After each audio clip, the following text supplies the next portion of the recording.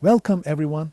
Today we are going to continue exploring the ethics of algorithms and the importance of ensuring they operate fairly and transparently. Let's recap what we learned in previous lesson. Algorithms now shape big decisions: who gets a loan, a diagnosis, a job, even parole. With that power comes responsibility. The real question is, how do we keep them fair and accountable?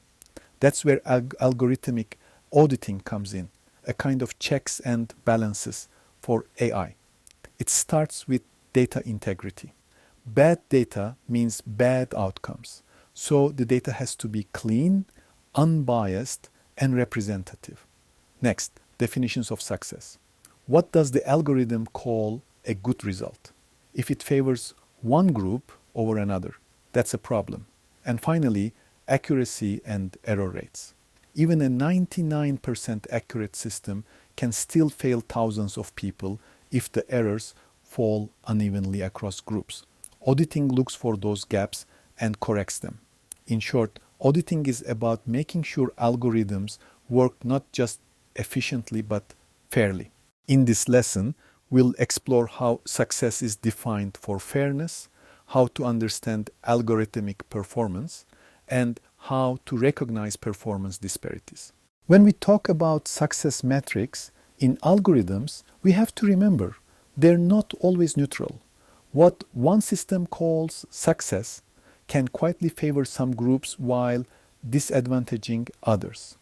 Take a hiring algorithm, for example.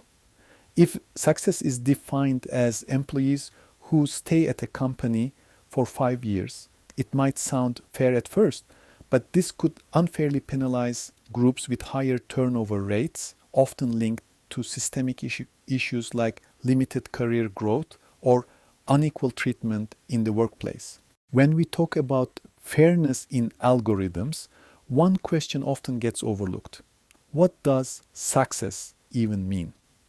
Auditing that definition is critical because the way we define success can decide who benefits and who gets left out. So, how do we do this? Let's start with the first step, inclusivity analysis. This means checking whether the success metrics reflect the diverse experiences and backgrounds of all user groups. It's a vital checkpoint. If metrics aren't inclusive, certain groups may be marginalized. By evaluating them carefully, organizations can catch bias early and correct it before it becomes baked into the system. Next, we need to involve the people who will be directly impacted by these algorithms through stakeholder engagement. This step involves bringing a diverse range of stakeholders into the process of defining what success should look like. When we invite people from different backgrounds and experiences into these conversations, we're more likely to develop success metrics that are truly aligned with the needs and values of those affected by the algorithm. This collaborative approach helps uncover blind spots that might be overlooked by a homogeneous team. Finally, we need to embed fairness constraints directly into the algorithm's objectives. By incorporating fairness metrics, we can guide the algorithm to make decisions that meet specific fairness criteria. This step helps ensure that as the algorithm optimizes for success, it's also promoting equitable outcomes across different demographic groups. In conclusion, by auditing these definitions of success through inclusivity analysis, stakeholder engagement, and fairness constraints, we can build algorithms that are not only optimized for success, but are also fair, transparent, and just for all. Now, let's turn our attention to the accuracy and error rates in algorithms. Another critical aspect in evaluating both the effectiveness and fairness of algorithms and machine learning models. Understanding algorithmic performance is essential because while overall accuracy and error rates give us a sense of how well an algorithm is performing, these metrics can sometimes be misleading.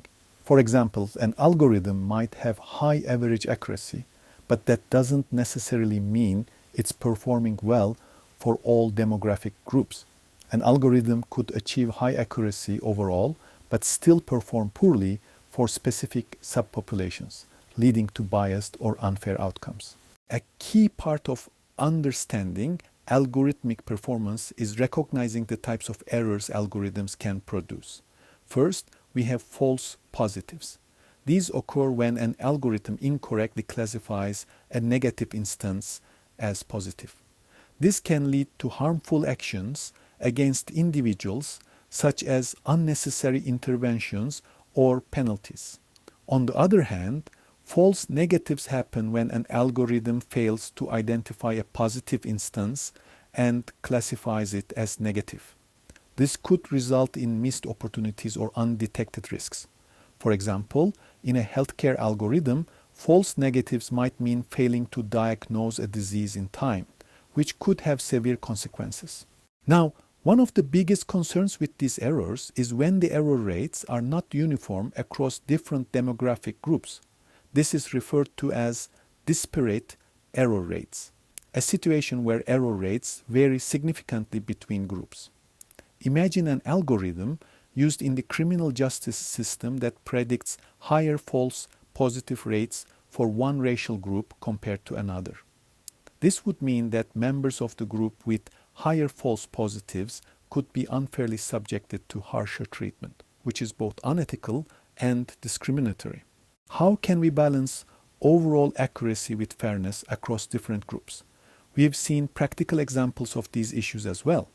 In 2020, an automated speech recognition systems had higher error rates for African American speakers compared to white speakers. This example highlights the need for more inclusive datasets and more rigorous evaluation practices. Finally, researchers underscored that assessing algorithmic performance should go beyond just looking at the aggregate metrics like overall accuracy. Instead, we must conduct a nuanced analysis of how different groups are affected to promote fairness and reduce discriminatory outcomes. In summary, focusing on accuracy alone is not enough.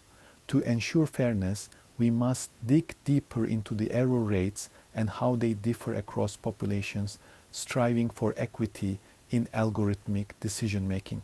Let's now focus on auditing for performance disparities, a key practice in ensuring that algorithms are fair across different demographic groups. One critical method is disaggregated analysis. Rather than evaluating an algorithm's overall performance, disaggregated analysis involves breaking down performance metrics separately for each demographic group. This granular approach is essential because aggregate data can often mask disparities that disproportionately affect specific populations. By evaluating performance at a more detailed level, we can detect biases that might otherwise go unnoticed. Another effective strategy is benchmarking, where the algorithm's performance is compared against established standards or alternative models. Benchmarking helps assess how fair and effective the algorithm is in comparison to these standards. If the algorithm underperforms or shows bias when compared to benchmarks, this process can pinpoint exactly where the issues lie. Additionally, continuous monitoring plays a crucial role in maintaining fairness over time.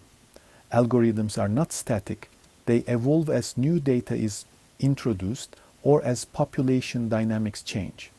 By implementing ongoing evaluation processes, we can continuously detect and correct performance issues, ensuring the algorithm remains fair and accurate in the long run.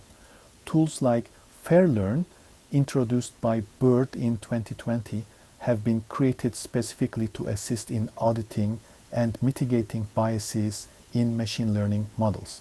These tools provide practical frameworks for evaluating fairness and addressing performance disparities in real-world systems. In summary, by applying disaggregated analysis, benchmarking, and continuous monitoring, along with leveraging tools like FairLearn, we can audit for performance disparities and ensure that algorithms treat all demographic groups fairly and equitably over time.